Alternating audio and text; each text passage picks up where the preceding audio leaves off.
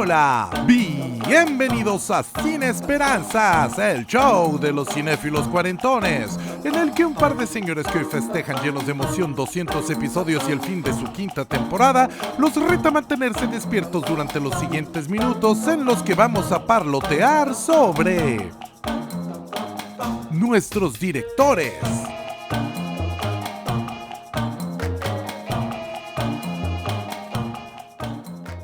Bienvenidos, estamos aquí reunidos una vez más para celebrar nuestro ritual de amor por el cine en Sin Esperanzas, el show de los cinéfilos cuarentones en el que Paquito Rodríguez y un servidor, Fernando C. Fink, comentamos películas que nos han marcado a lo largo de nuestras vidas.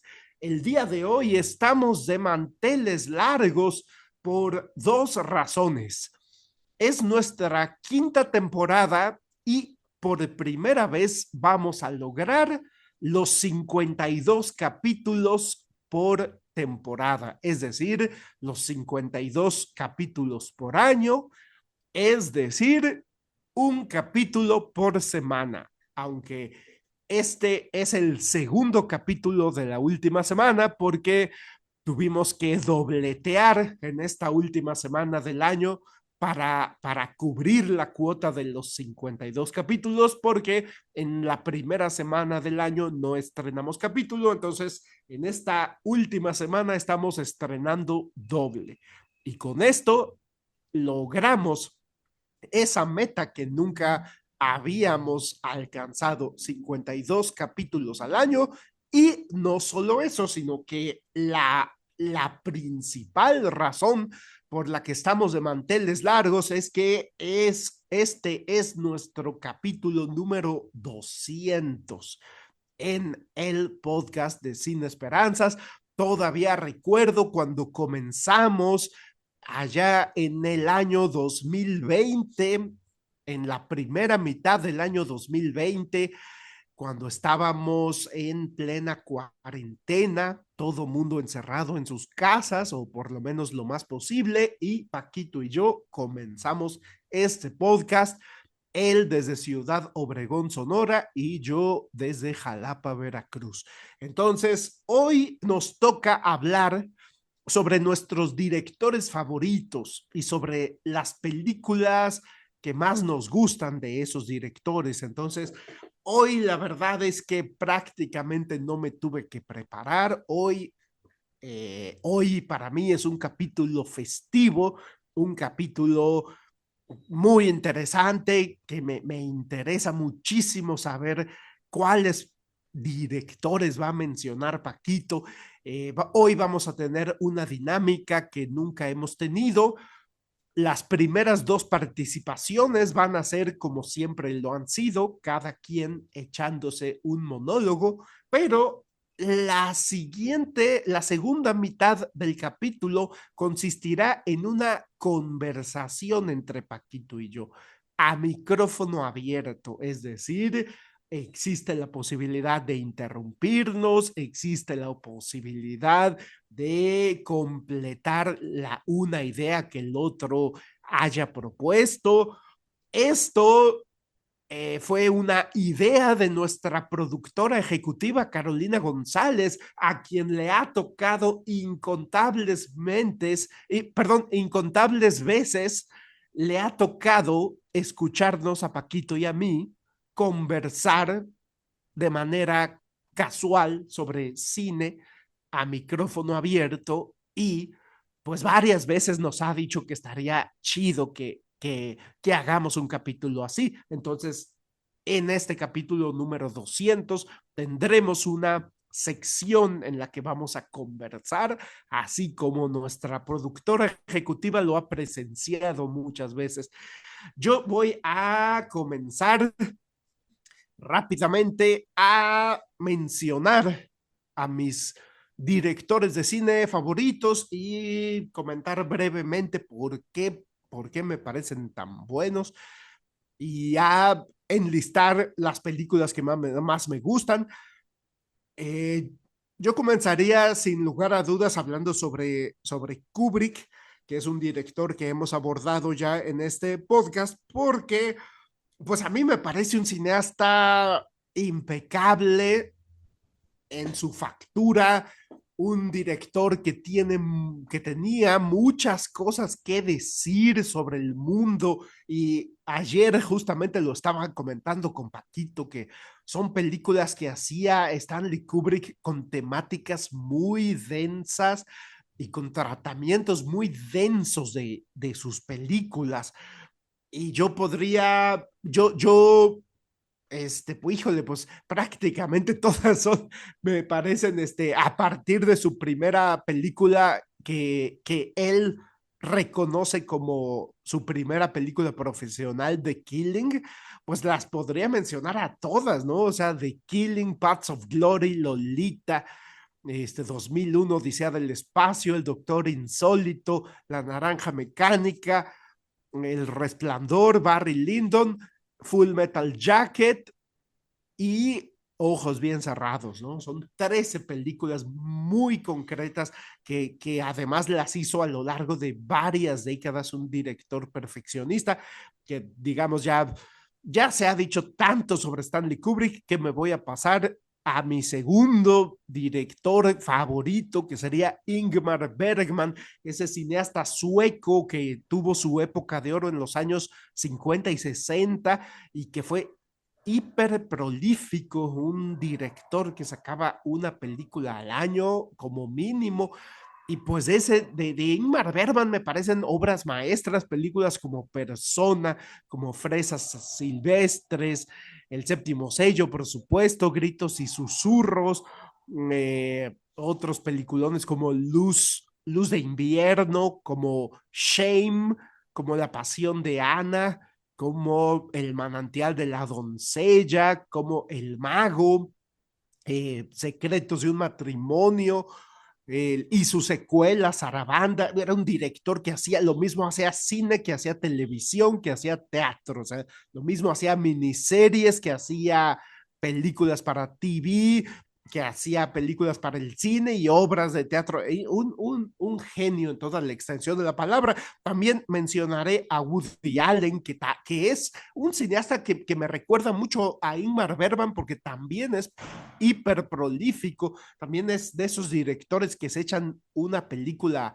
al año. Y pues yo mencionaría desde los comienzos de su filmografía películas como Bananas, como Love and Death, o en español La Última Noche de Boris Grushenko, obviamente sus obras maestras como Annie Hall, como Manhattan, que ya la platicamos en este podcast, otras películas que intentan emular el estilo de Ingmar Bergman, como Interiores, como September, como La Otra Mujer, que me parecen peliculones. También Los Enredos de Harry, Sweet and Lowdown, Celebrity. También me encantan películas como Anything Else, y por supuesto una de las películas que ya reseñamos en este podcast, que Paquito y yo coincidimos que es de las mejores de Woody Allen, que es Crimes and Misdemeanors. Un genio Woody Allen, independientemente de toda la polémica personal. Scorsese sería otro, para mí, otro de los grandes genios, Martin Scorsese, este cineasta italoamericano, y pues mis películas favoritas de él serían Taxi Driver, Raging Bull, por supuesto, grandes películas que ha hecho como Casino, como Goodfellas, Los Infiltrados, eh, el Irlandés, Silence, y su más reciente película, Los Asesinos de la Luna, un maestro Scorsese del estilo, del montaje, que siempre trabaja con su editora Thelma Shoemaker, eh, un maestro del cine que todo mundo, pues, creo que no hay cinéfilo que no coincidan que Scorsese es un genio. También quiero mencionar a Sergio Leone, que ya también es un director fallecido, pero que me parece que es un director grandilocuente que también ya abordamos en este podcast, ya platicamos sobre la película Érase una vez en el oeste, pero también tiene otras obras maestras como Érase una vez en América, como por supuesto, El bueno, el malo y el feo, que también ya la reseñamos, que es de mis películas favoritas de todos los tiempos, y sus primeras dos películas con Clint Eastwood, Un puñado de dólares y Por unos dólares más, un maestro del estilo cinematográfico. David Lynch sería otro de mis maestros, de mis genios consentidos de toda la vida, por sus películas como Eraserhead, El hombre elefante, Dunas, que ya la reseñamos en este podcast y que a mí me parece una buena película, a pesar de todas sus fallas y todos sus problemas. Y por supuesto sus obras maestras, las que para mí son sus obras maestras, Mulholland Drive y Lost Highway, que me parecen dos verdaderos peliculones de David Lynch, este director estadounidense tan locochón y tan especial, que además se hizo cargo de una serie de televisión llamada Twin Peaks, que ha dado material de sobra, que incluso hasta hay novelas de Twin Peaks escritas por su co-creador, Mark Frost. Otro cineasta que me voy a ir hasta los orígenes del cine, hasta las primeras décadas del cine, sería Sergei Mikhailovich Eisenstein, que ya también lo comentamos en este podcast cuando tuvimos invitado a nuestro amigo Alejandro Borduin, y me encantan las películas que hizo Eisenstein. Fue uno de los pioneros pues de los grandes maestros del cine soviético mudo, la película clásica por excelencia, la que reseñamos en Cine Esperanzas, fue el acorazado Potemkin, pero también hizo grandes obras como Octubre, y después hizo cine sonoro, y sus dos películas de Iván el Terrible me parecen unas épicas impresionantes visualmente, auditivamente, el montaje, la historia, el personaje, un maestro sin lugar a dudas de los grandes de todos los tiempos, Sergei Eisenstein.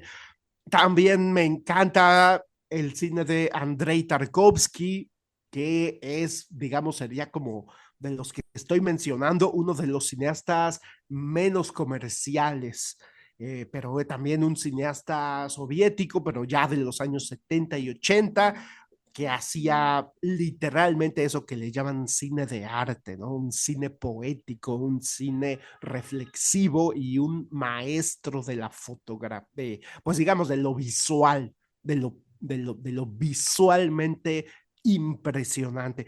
También quisiera mencionar a Krzysztof Kieslowski, que me parece que fue un cineasta polaco impresionante con sus películas A Short Film About Love y A Short Film About Violence. Me parecen unas obras sobrecogedoras, impresionantes, y por supuesto su trilogía famosísima, que fue la que cerró su filmografía, Azul, Blanco y Rojo, que está basada en los colores de la bandera de Francia. Son películas francesas financiadas con dinero de Francia, hechas en francés, pero unos verdaderos clásicos del cine, la trilogía de los tres colores de Krzysztof Kieslowski. Y también quisiera mencionar, por ejemplo, a John Woo, este cineasta de Hong Kong, que me parece que es, o por lo menos fue un mago del cine de balaceras, una verdadera obra suprema de balazos que hizo en Hong Kong, y que en Hollywood ha hecho películas que se defienden. Para mí, especialmente Misión Imposible 2. Me parece su obra maestra en Estados Unidos.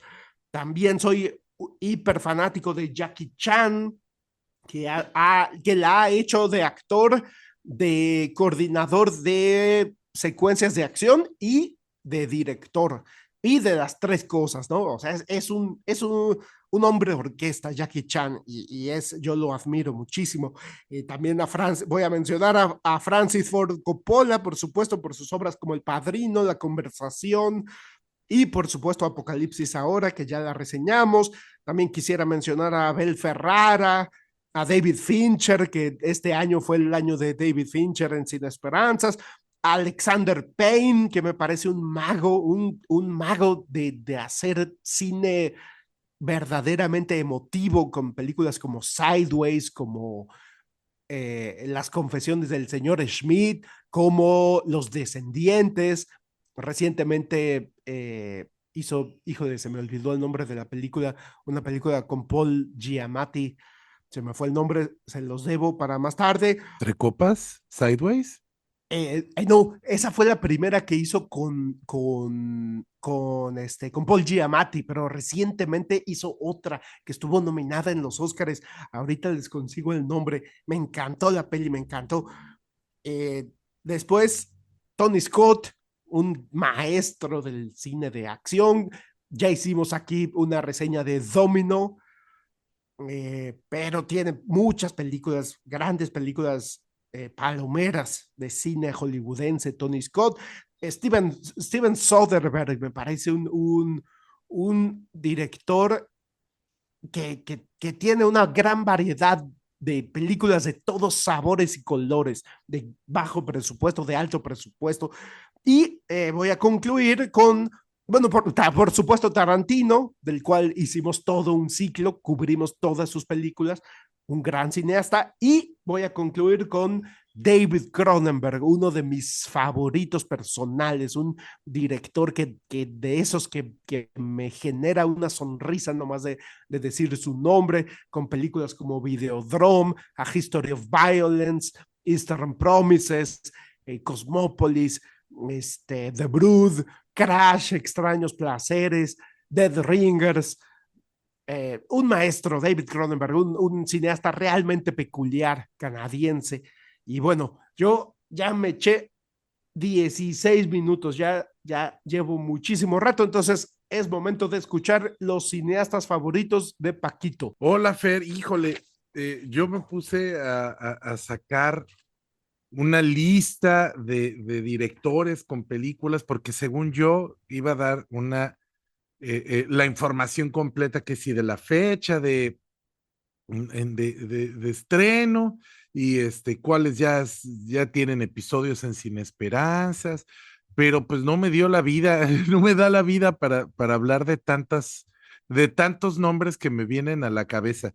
Hay algunos que yo considero directores que son geniales, pero que no los domino. Entonces sí los voy a mencionar, pero porque merecen que se les mencione, pero la verdad es que yo no les llego, no puedo hablar de ellos porque tienen mucho cine y yo no los he visto todos.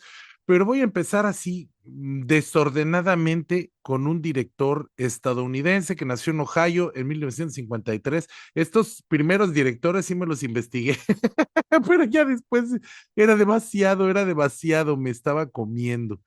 Entonces, este director que nació en Ohio en 1953 se llama Jim Jarmusch, y es un director que yo desde la primera vez que tuve contacto con él quedé prendado, quedé enamorado. Es un director que tiene personalidad, que se atreve a hacer cine de autor en un país en el que es cada vez más difícil, y lo que es peor, no deja de trabajar, encuentra que le patrocinen y que le financien sus películas, a pesar de ser un director que de plano hace bombas de taquilla, que solamente los que somos verdaderos cinéfilos vamos a verlas. Aún más, creo que yo solo he visto 2 o 3 películas de él en cines, porque es muy difícil ver películas de Jim Jarmusch.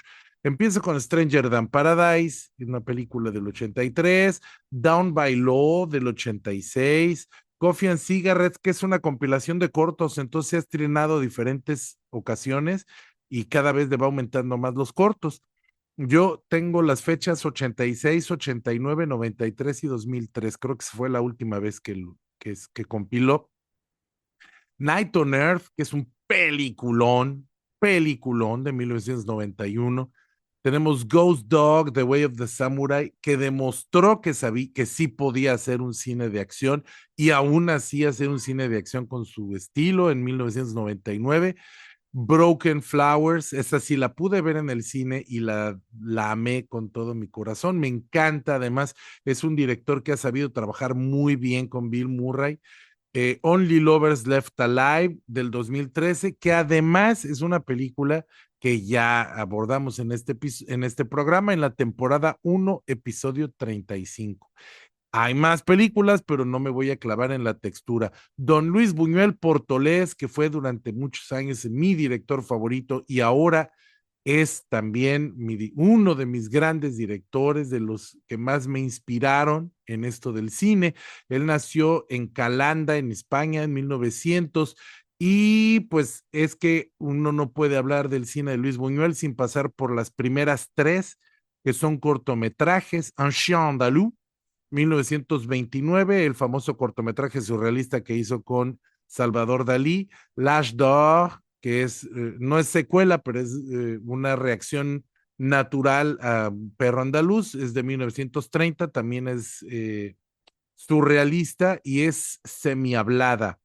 Tenemos Las Urdes, un documental, Tierra sin pan es el subtítulo, es de 1936, esta también es muda. El Gran Calavera, que es una película mexicana, creo que es su segunda película hecha en México en 1949, que es una adaptación de una novela que reharían en fechas recientes como Nosotros los Nobles, y que de hecho han replicado en varios países, pero la original, la adaptación original es la de Buñuel y es la mejor.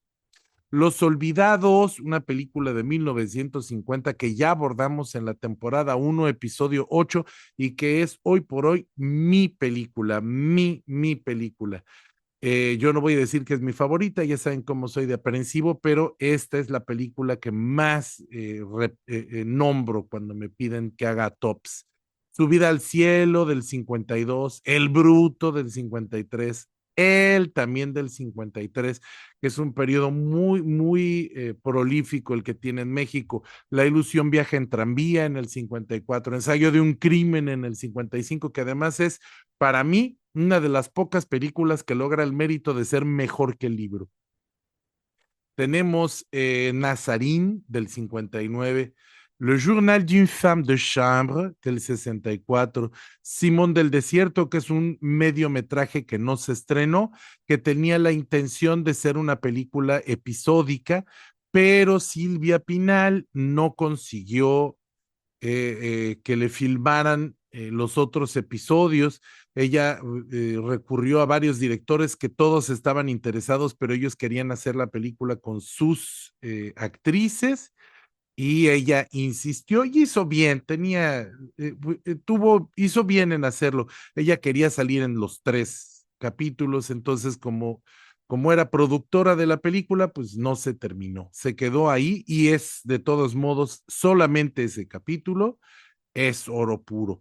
Tenemos Belle du Jour de 1967, que ese sí tiene episodio en Sin Esperanzas, temporada 3, episodio 6. La Voie Lactée del 69, que es un delirio surrealista. Él regresa otra vez a hacer películas así. De hecho, en Francia lo arropan muy bien, lo protegen al maestro y sus últimas películas las hace allá. Le Charme Discret de la Bourgeoisie, que es otra película también de tinte surrealista. Le Fantôme de la Liberté, por supuesto, igual. Y Cet obscur objet du désir, que es una película surrealista, pero que está inspirada o basada en una obra literaria y que es ya su última película. De ahí muere. Tenemos a Akira Kurosawa. Akira Kurosawa es un director que se merece mi respeto. Yo he visto muy pocas películas de Kurosawa y las que he visto me fascinan, pero al mismo tiempo Kurosawa me da miedo. Me da miedo porque no sé por qué. es un director que yo creo que me haría, que me siento mal si no me gusta. Eso es lo que pasa, que me voy a sentir mal, me voy a sentir tonto si no me gusta. Y es la peor estupidez que puede uno hacer. Es esa. O sea, no te tiene que gustar, no tiene que gustarte. Él puede ser bueno sin que te guste y puede ser malo gustándote. Las dos cosas son compatibles, pero a mí me da miedo Kurosawa. Él nació en Tokio en 1910 y de él les voy a recomendar Rashomon del 50, Los Siete Samuráis, Shishinin no Samurai de 1954. En la temporada 3, episodio 10 lo abordamos. Yojimbo del 61, que es una película muy buena y que sirvió de inspiración para varias películas de Spaghetti Western. Kagemusha, pues creo que por un puñado de dólares. Creo que esa es la que se inspiró en Yojimbo, si no al rato me va a corregir Fernando. Kagemusha del 80, peliculón, peliculón, La sombra del samurái. Ran del 85, también una película es shakespeariana, pero en la perspectiva japonesa, lo que demuestra que la cultura es universal. Yume, que en español se llama Sueños, que es una película que hizo en 1990, que fue un tributo que le hizo Spielberg a su maestro. Esta película la hizo con Ishiro Honda. Y bueno, pues les tengo muy poquitas películas porque soy ignorante de Kurosawa, pero es muy recomendado, es uno de los grandes directores inspiradores. Jean-Luc Godard, París, 1930. Yo pensaba que era suizo y ahora me entero que él nació en París. Lo que pasa es que nació en París y se crió en Suiza. De él tenemos a Bout Souffle, una película de 1960 que ya abordamos en la temporada 4, episodio 17. Une femme est une femme de 1961. Le Petit Soldat del 63, Le Mépris del 63, que también esa de Le Mépris es must. Le Mépris es must. En español se llama El Odio, pero hay que tener cuidado porque hay otra película francesa que se llama La Haine, que también se llama en español El Odio y que es más reciente, de Mathieu Kassovitz. También es buena, las dos valen la pena verlas. Alphaville, une étrange aventure de Lemmy Caution, que abordamos ya en estos micrófonos, pero ya no tuve el tiempo de tomarle el dato de cuándo, es de 1965, y Pierrot le Fou de 1965 también. Él tiene centenares de películas y yo solo he visto de esas. La época del Nouvelle Vague, lo siento, me da hasta vergüenza admitirlo, pero es que no es un director fácil. Tenemos a Alfred Hitchcock, un director londinense que nació en 1899. De él recomendaría yo The Man Who Knew Too Much, que hay dos versiones y las dos me parece que vale la pena verlas.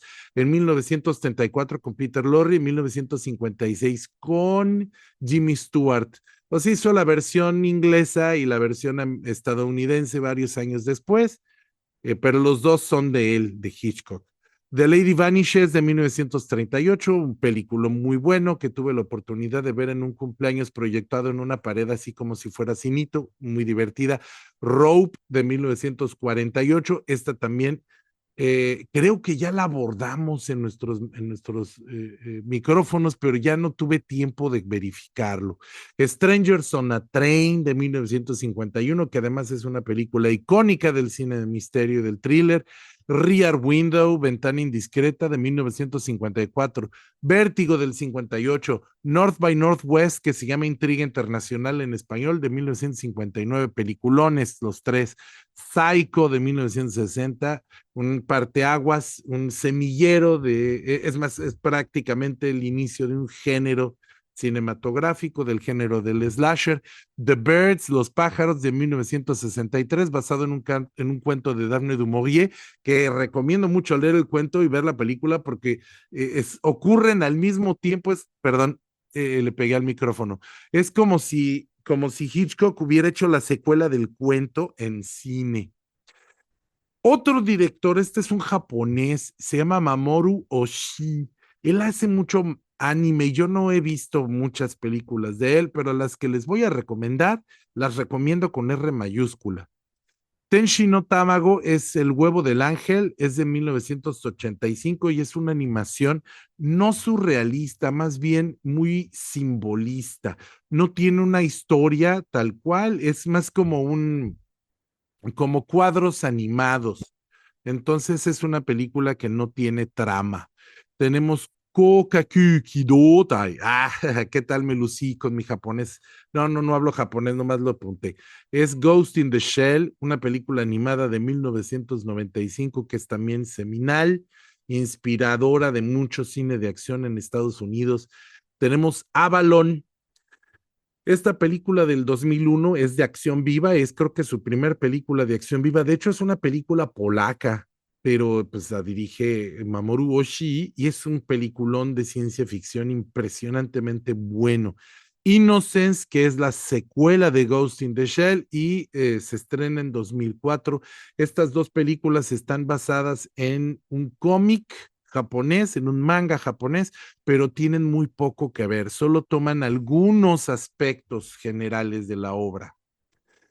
También voy a hablar de Wes Craven, es un director que me sorprendió ver cuánto cine de él me gusta y he visto y recuerdo con mucha nostalgia.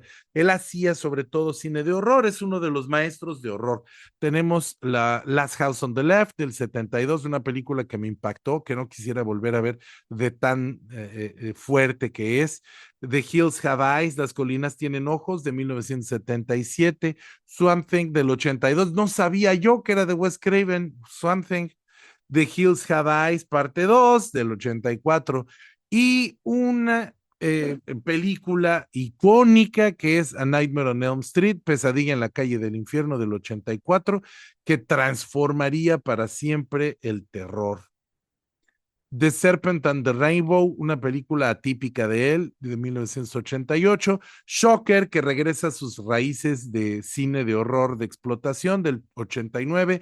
The People Under the Stairs, La gente detrás de las paredes, del 91, un peliculón recomendable.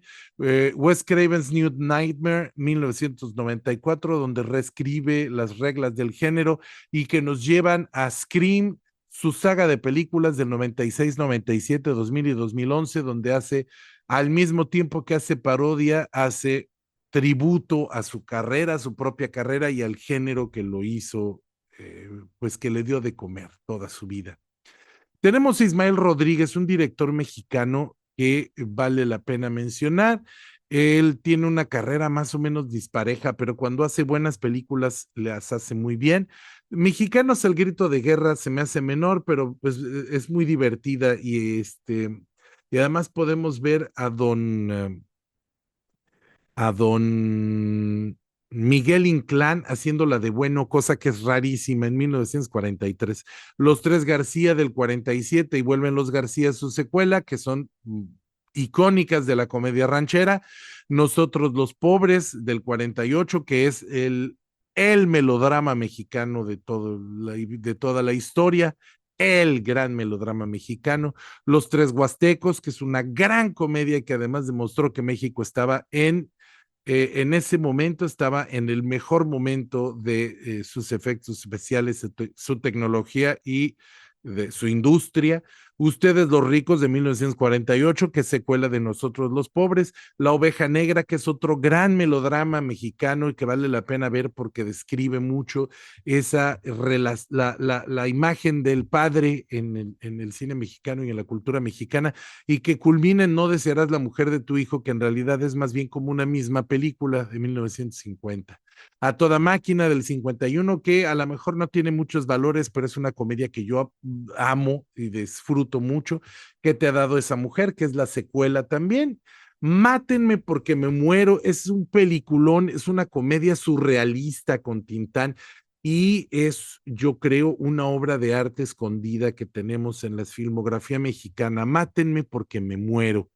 Tenemos a Pepe el Toro, que cierra ya la gran trilogía de la pobreza en 1953 y que yo creo que es una película que tiene muchos tintes de fantasía, de un socialismo que en ese entonces pues abanderaba el gobierno y que contrasta mucho con la visión crítica de Buñuel en Los Olvidados. Yo creo que hay que ver la trilogía de Nosotros los Pobres y Los Olvidados al mismo tiempo para entender más o menos cómo era la situación social y política de México.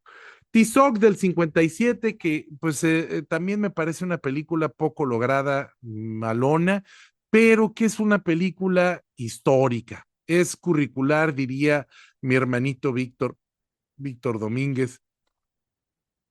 Ánimas Trujano del 61, que ya abordamos en estos micrófonos, temporada 4, episodio 37, y una gran recomendación, uno de los mejores chili westerns, un western mexicano, Los Hermanos del Hierro de 1961.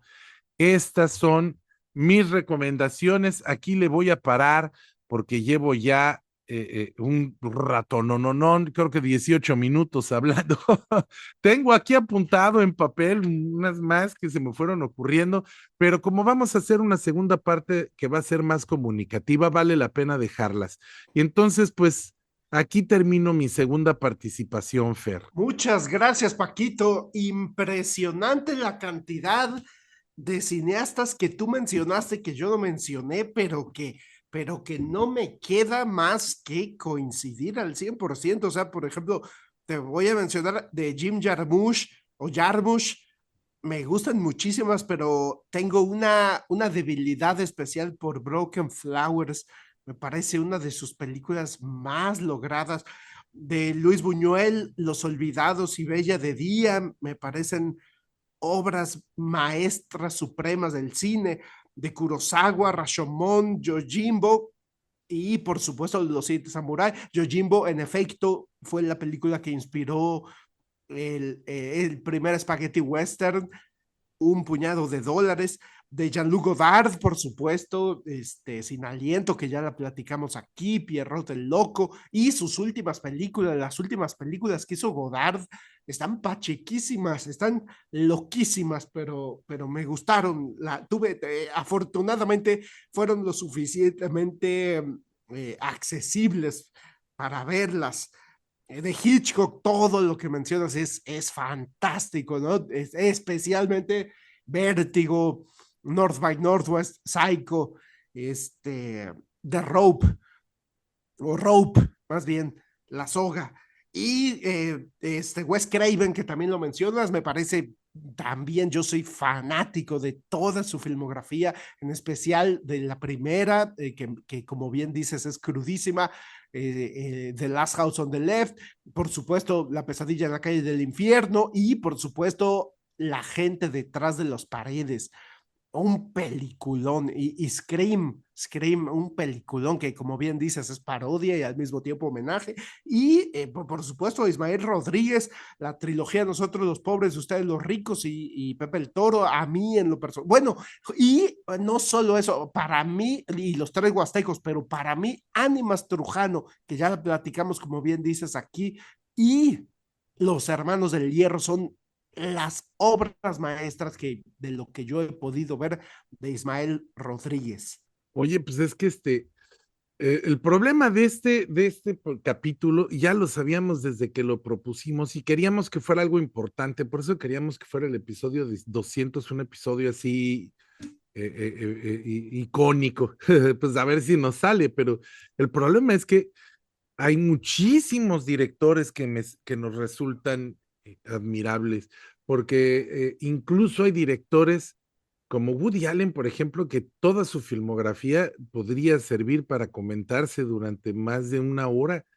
Yo ahorita estaba sacando así con el lápiz y papel las películas que más se me hacen importantes de su filmografía y tengo más de 10.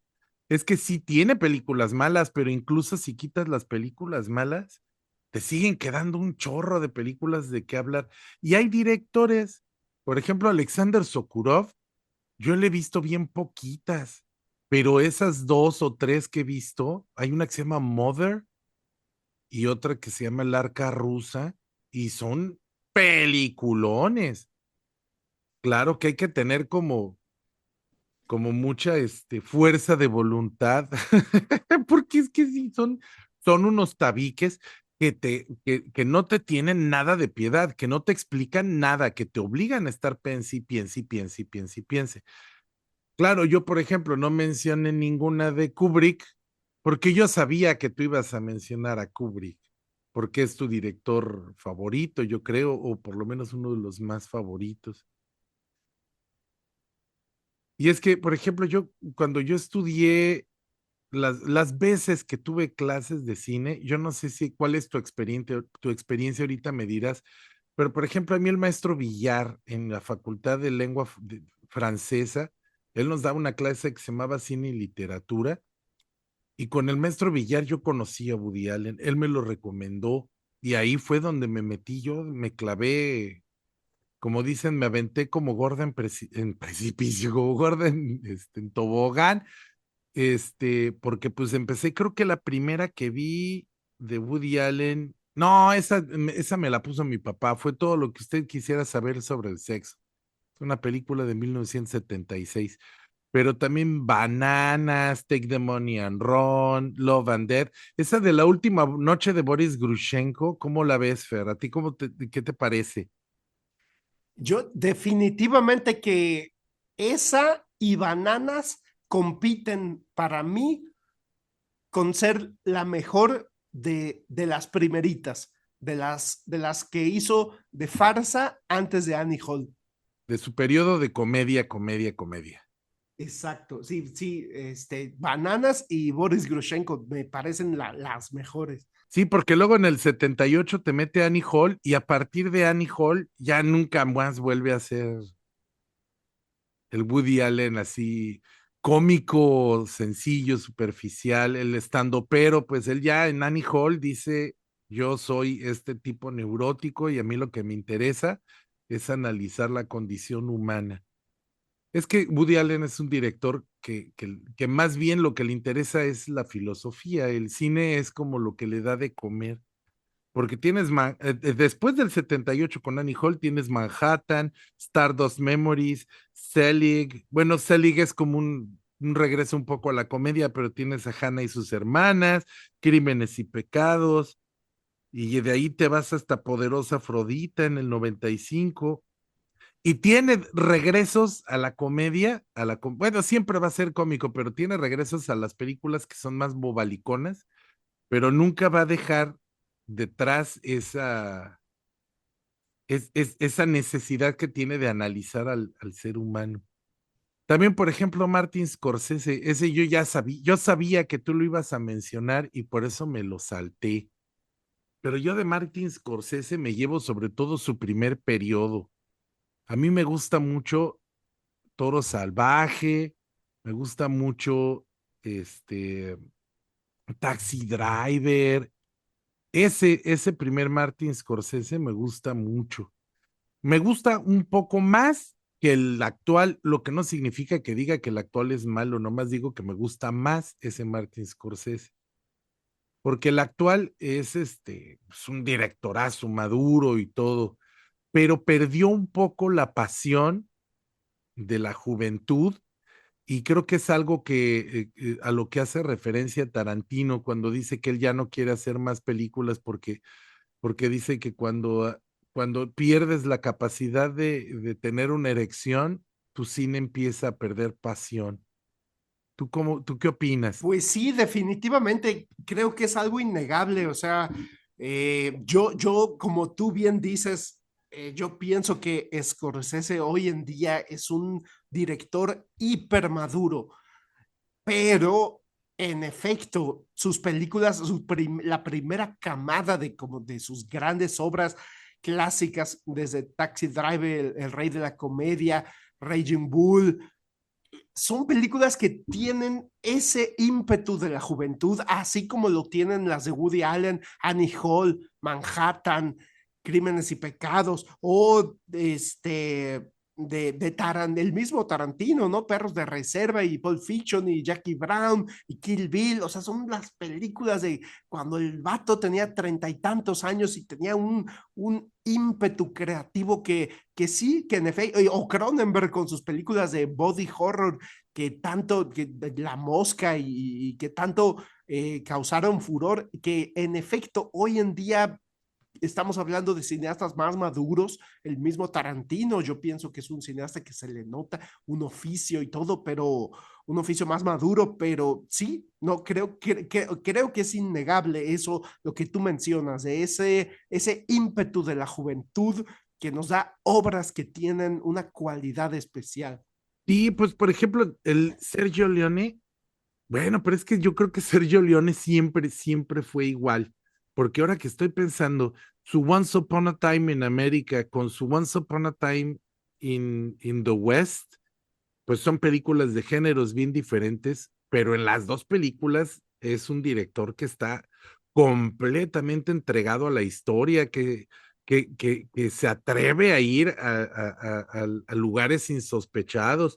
Y él era un director que hacía originalmente pues películas de vaqueros nada más para ganar dinero, pero que les metía un ojo, un buen ojo clínico, un ojo cinematográfico, tanto que creó la estética del cine western, porque el western anterior, el de John Ford, el de John Wayne, ese tipo de, esa estética, se transformó realmente a lo que conocemos como el cliché cinematográfico del western con los italianos, con Sergio Corbucci, con Sergio Leone, y Sergio Leone es como que la quinta esencia de lo que es el cine de vaqueros, pero ves Once Upon a Time in America, que es una película de gangsters, y sigues viendo a ese mocoso atrevido que dice, voy a hacerte una película de 4 horas y me vale gorro, y si no le entiendes, no me importa, yo voy a hacer esta película porque me costó mucho trabajo llegar aquí.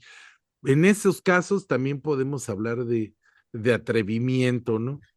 Y David Lynch, fíjate, tú David Lynch lo mencionaste y adrede tampoco lo mencioné, pero porque David Lynch es un director que yo admiro de una manera muy diferente. Lo admiro de una manera muy diferente porque siento que es uno de los pocos directores que hace películas para que las haga el espectador. O sea, él no hace la película, él te tiende los materiales y los instrumentos para que tú te hagas tu propia película y no a cualquiera le sale. Hay un montón de directores que tratan de hacer un cine así, pero que no les queda. Y es que yo creo que David Lynch ni siquiera tiene esa intención. Instintivamente hizo ese tipo de cine y así se le quedó. ¿Por qué? Porque tú ves una película como Inland Empire y si tú la tratas de abordar con la disciplina intelectual con la que tú analizas una película, como por ejemplo El Padrino de Francis Ford Coppola, estás destinado a fracasar porque esta película no tiene estructura, no tiene conflicto, no plantea ese tipo de elementos dramáticos. Esta película lo que te da es una serie de elementos visuales y de elementos narrativos que tú vas a construir y entonces va a quedarte tu propia película, tu propia versión de la película y la puedes compartir con los demás. Y lo hemos hecho tú y yo, ¿no? Hemos platicado, oye, ¿qué piensas de esto? No, pues es que yo pienso que va por acá, yo pienso que va por allá, yo pienso que no sé qué, yo pienso que no sé cuánto. Y no cualquiera, no cualquier director te produce eso. ¿O tú conoces algún otro que sea así? No, definitivamente que así a ese grado al que llega David Lynch, yo creo que no hay, no tiene un alguien que le compita. Digamos que, no sé, se me ocurren películas justamente como la que mencionas de Kurosawa, Los Sueños, o de Tarkovsky, El Espejo, o de Fellini, que no lo hemos mencionado, ¿no? Tiene películas como Ocho y Medio, que tienen como un poquito entre surrealismo y entre narrativa convencional, pero también tiene películas loquísimas como Casanova o como el Satiricón. Y pienso que más o menos van por ahí. Bella de Día, más o menos, creo que sí, Buñuel con su surrealismo, pero Estoy de acuerdo contigo, la neta, David Lynch lo lleva al extremo. O sea, David Lynch sí es eso que dices, el cineasta que te pone sobre la mesa las piezas para que tú armes el rompecabezas. Y definitivamente estoy de acuerdo contigo, el que construye la película en su mente es el espectador y eso es una cualidad que tiene David Lynch que no tiene nadie más. Y fíjate que en tiempos, hace poquito, pues ya ves que murió Silvia Pinal. Bueno, pues han empezado como siempre a bombardear TikTok y todas las redes sociales, pues con videos de Silvia Pinal.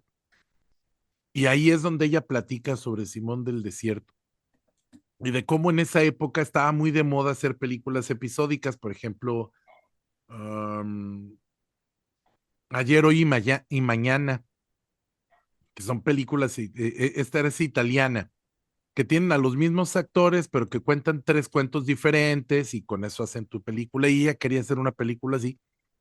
Y Buñuel le dijo que sí, porque pues es que el marido de ella era productor de cine y pues le había hecho paro y pues era como que se la debía. Y la única cosa que ella quería era hacer la estrella a ella. Y esa es la primera película en la que se desnuda, muestra sus pechos y sus piernas. Y filman Simón el Estilita y su intención es conseguir directores europeos para hacer los siguientes episodios y llega con pues con Fellini, llega con Fellini y se la propone y él dice, sí quiero, sí, sí, cómo no, mil veces sí, pero yo la quiero hacer con Julieta, Massina, creo que se apellida, ahí me corrige si me equivoco, pero esa era su esposa, era la esposa de él y Silvia le dijo, no, no, esta es mi película, yo la quiero estelarizar. Y hasta te reconoce, doña Silvia, dice, es que a lo mejor fui muy egoísta, pero te estoy siendo honesta. Yo dije, no, no se vale. Le costó hasta el divorcio. Fueron con otro director, no me acuerdo con quién, y fue la misma historia.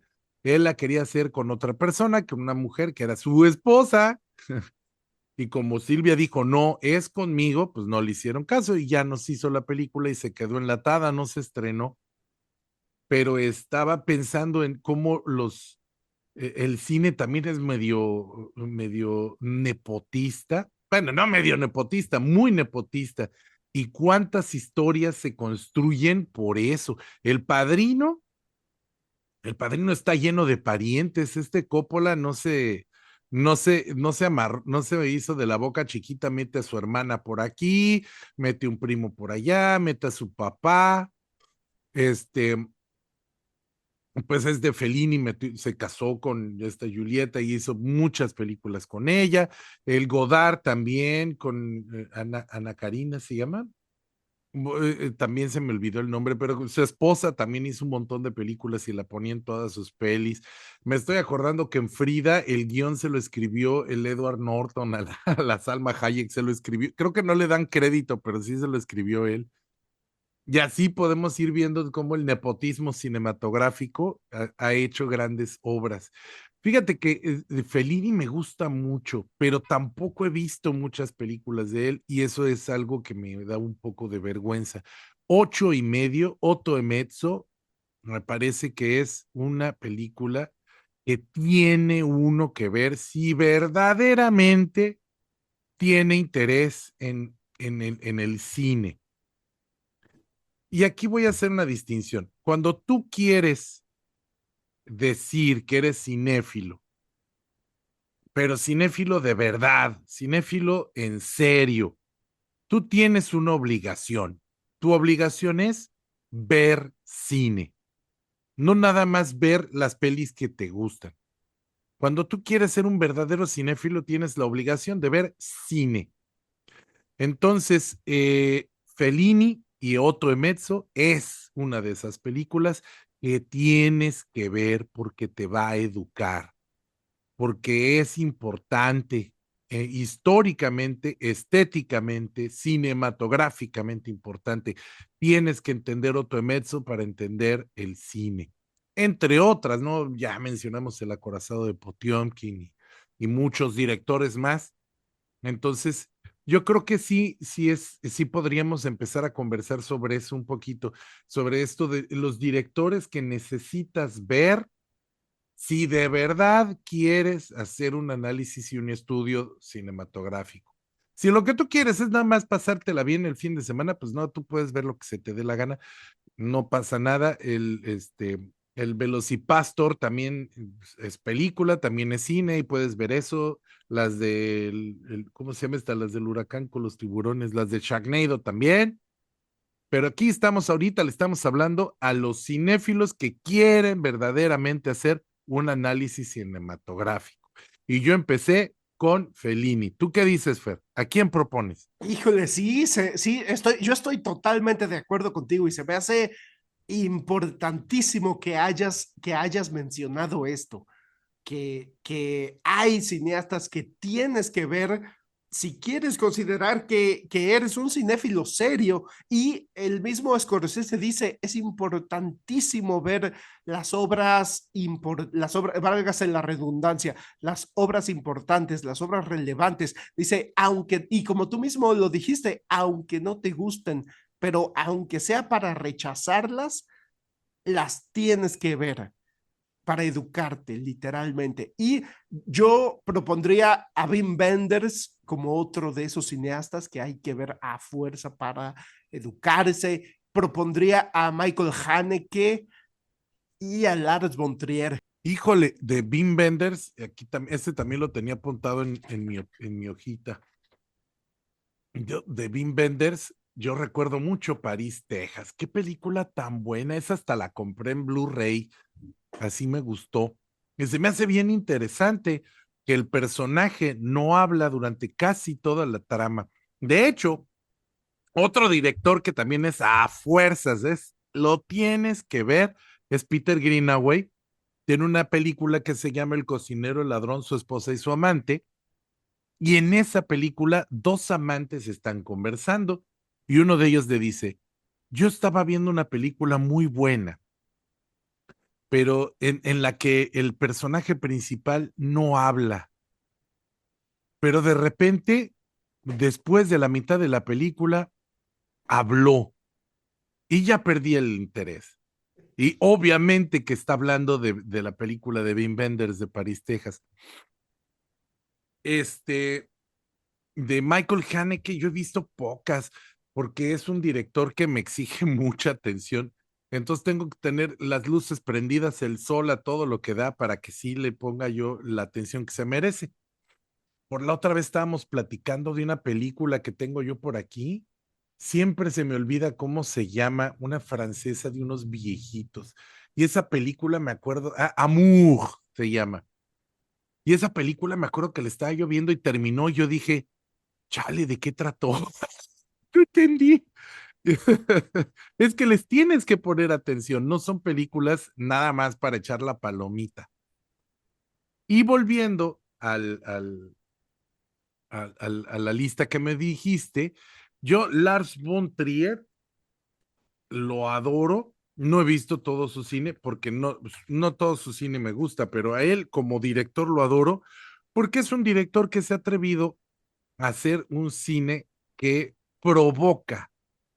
Es un cine que provoca, pero no es un cine que provoca por la vía fácil, porque lo fácil es escandalizar. Bueno, a veces sí lo hace. Por ejemplo, en Infomanía, pues sí escandaliza porque es muy sexual, pero no es como que su intención, o sea, eso es satelital.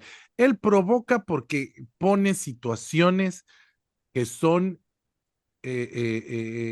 éticamente complejas. Entonces, te voy a hablar, por ejemplo, The Dancer in the Dark, que es una película que a mí me deprime mucho y creo que es tiempo de volverla a ver. Yo la vi en el cine y la he visto por lo menos dos veces más, pero me cuesta mucho trabajo atreverme a verla, me duele. Dogville y Manderley. Dogville y Manderley ya las tuvimos en estos micrófonos y ya hablamos mucho de ellas. Antichrist, que a ti no te gusta, yo sé, pero a mí sí me gustó mucho y se me hace una película que habla mucho sobre feminismo. Melancolía, que esa sí la pude ver en el cine, que es un placer haberla podido ver en el cine. Y Ninfomanía, que la tuve que bajar pirata porque es casi imposible ver el corte original de Lars von Trier sin censura. Es muy difícil de ver el corte original. Es que Ninfomanía es una película que es muy explícita, muy sexual, utilizó actores de cine porno para servir de stand-in a sus actores. Sí hay mucha sexualidad y escenas no apropiadas, pero el chiste de la película no es ese. Más bien que el chiste de la película es que funciona a pesar de todo de esa sexualidad. Y bueno, pues también me gustaría platicar, recuperar, vamos a recuperar, ya que estamos en esta conversación informal, vamos a recuperar este, a este director inglés, Peter Greenaway, de quien yo recomiendo mucho una Z dos ceros, M de Mozart y El cocinero, el ladrón, su esposa y su amante, que la acabo de mencionar. Peter Greenaway es un arquitecto, entonces él hace cine, pero lo hace pensando con el ojo. Entonces sus películas son muy teatrales, son un montaje muy visual, un montaje muy lento, porque quiere que te claves en la textura, literalmente, la textura de la película, del grano, de lo que estás viendo.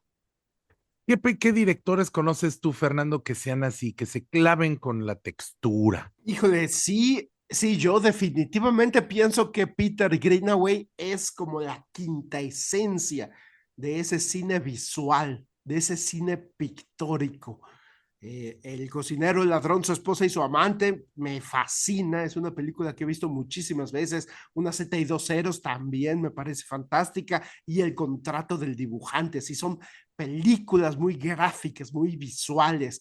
Yo, por supuesto, mencionaría y retomaría a Kubrick porque es, pues, ese gran cineasta plástico, ¿no? Que además de hacer todo lo demás, lo hace bien. Encima es alguien que visualmente es un referente, ¿no? Del cine. Y Spielberg lo decía, nadie te filma una película con tanta perfección como Stanley Kubrick. Pero, pues yo retomaría a Tony Scott y sobre todo su primer trabajo que ya analizamos, ya comentamos en este podcast, The Hunger, de Tony Scott. Se me hace que es una película de esas que te piden que las veas, o sea, que gráficamente. También Jim Jarmusch, cuando mencionaste Only Lovers Left Alive, se me hace, es otra película de esas que gráficamente te piden que las analices. Y se me pasó mencionar que Kurosawa me parece uno de esos cineastas que visualmente son un deleite. Son de esos cineastas que manejan la cámara, el movimiento de la cámara combinado con los movimientos de los actores, un dinamismo combinado con la edición. Kurosawa me parece uno de esos grandes maestros de lo visual. ¿Tú a quién más mencionarías en este sentido? Híjole, está difícil porque ya mencionaste a los más fáciles. Bueno, no, a los más fáciles no, o sea, son los más importantes y brincan, resaltan rápidamente.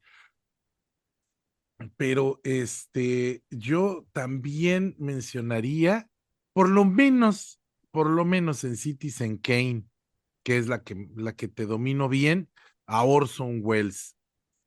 De hecho, es muy conocida la anécdota en la que para poder poner la cámara y tener el ángulo que él necesitaba, hizo un hoyo en el escenario para poner la cámara bajo el nivel del piso y poder hacer esta contrapicada que quería hacer.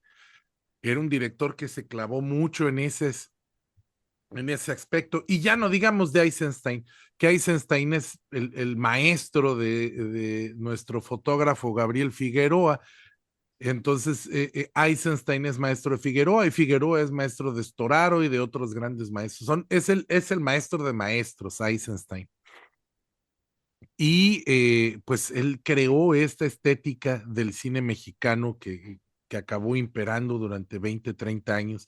Aunque hay algunos que dicen que más bien la estética mexicana fue la que le enseñó a Eisenstein.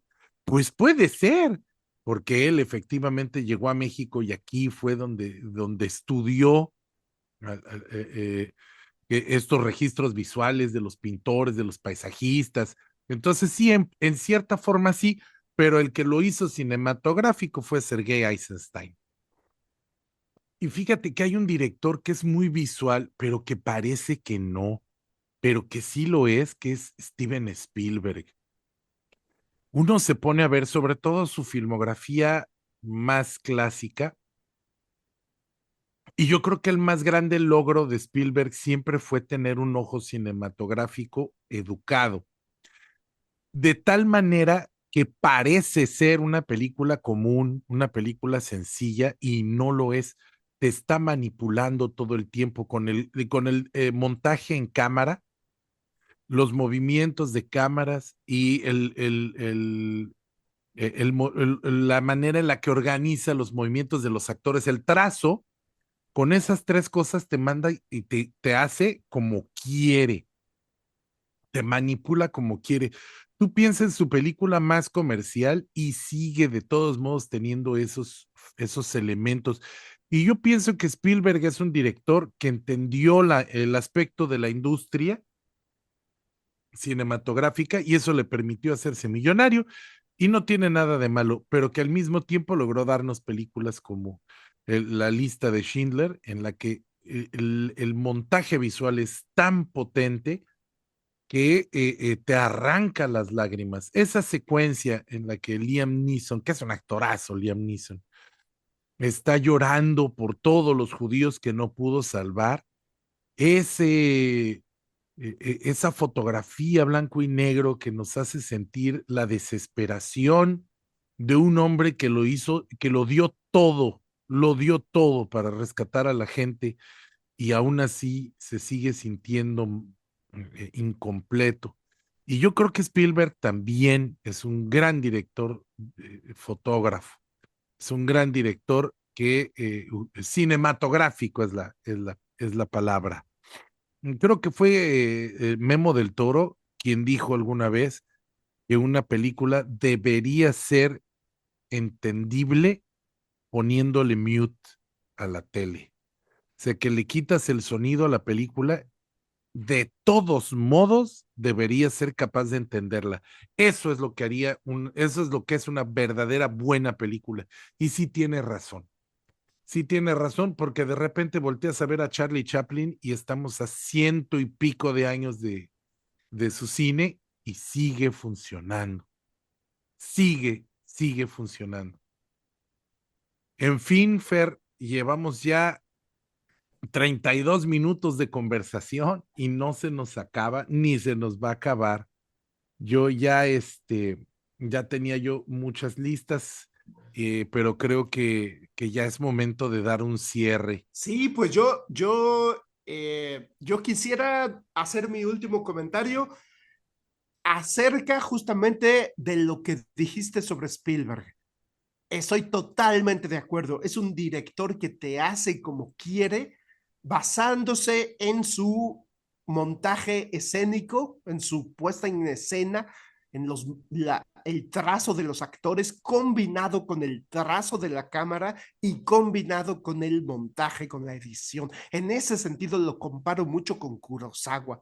Creo que son dos directores hiperdinámicos y que te manipulan. Para mí la obra cumbre de Steven Spielberg, y que yo sé que tal vez no muchos coincidan conmigo, pero para mí es Múnich o Múnich. Creo que es una joya, una obra maestra del suspenso, de la acción, te mantiene en una tensión sofocante, y la fotografía de Janusz Kaminski, su director de fotografía.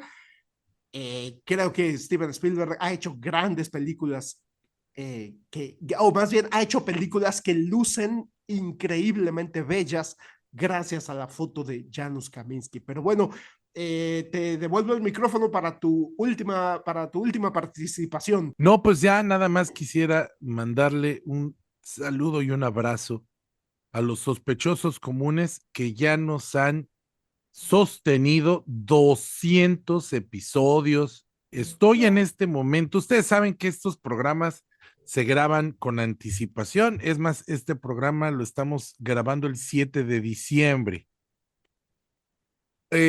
Y al día de hoy ya subí casi 2 temporadas íntegras del programa a Spotify.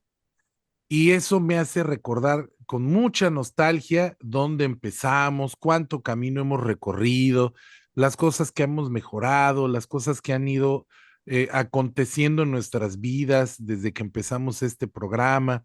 Yo ya soy padre, mi hijo está a punto de cumplir 2 años de edad y ese niño nació en este programa durante este podcast.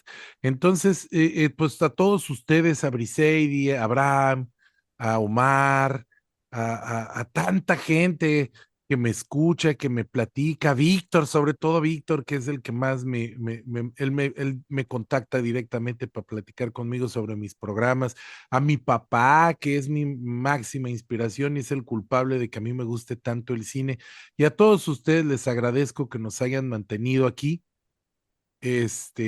A Iván Barradas le mando un saludo, cómo no, a mi amiguito, bueno, y a tantísima gente pues saben que hacemos esto por amor y a llegar al episodio 200 y sobre todo haber podido cumplir ese proyecto que teníamos desde hace muchos años de hacer 52 episodios al año, pues se está logrando gracias a que ustedes nos siguen apoyando. Y yo creo que si nadie nos oyera, pues seguiríamos haciéndolo. Si tuviéramos cero views, cero likes, seguiríamos haciéndolo, pero nada nos motiva más a seguir que escucharlos con los comentarios, leer los comentarios de ustedes, porque eso significa que la conversación está viva. Y pues bueno, eso es, de esta manera me gustaría cerrar el programa. He visto que de repente como que se congela la pantalla, espero que no se corte mucho el audio, pero si se corta, pues ahí nos disculpan ustedes los errores técnicos. Y pues muchísimas gracias a Fernando que me dio el privilegio de compartir este micrófono con él 200 episodios. Nos vamos a ver en la próxima temporada porque aquí seguiremos. Muchísimas gracias. Y bueno, pues dedico este programa a Fernando Carrillo Fink, mi amigo, quien fue el que tuvo la idea original de hacer esto y que ha sido la mayor inspiración y motivación para todos en estos micrófonos. Te devuelvo el micrófono, Fernando. Muchas, muchas gracias. No, muchas gracias a ti, Paquito. Yo también les agradezco enormemente a los que nos siguen escuchando después de todo este tiempo. Le mando un fuerte abrazo a nuestra productora ejecutiva, Carolina González, que nos brinda el recurso más importante que hay, que es el tiempo para dedicarlo a hacer este podcast, por supuesto a su hijo Mario Humberto, y te dedico también de vuelta a ti este capítulo, Paquito, por tu compromiso impresionante que has tenido con este podcast. En verdad, creo que nos congratulo mutuamente, nos congratulo a los dos porque son 5 años y me siento muy orgulloso y muy agradecido contigo. Y muy agradecido con todos ustedes que nos han venido escuchando hoy, que nos brindaron una vez más, ¿no?, su atención y su tiempo, que insisto es el recurso más valioso que hay. Se los agradezco profundamente y me despido de ustedes. Ya comenzaremos la temporada número 6 con el capítulo 201, pero por el momento es tiempo de decir hasta la próxima.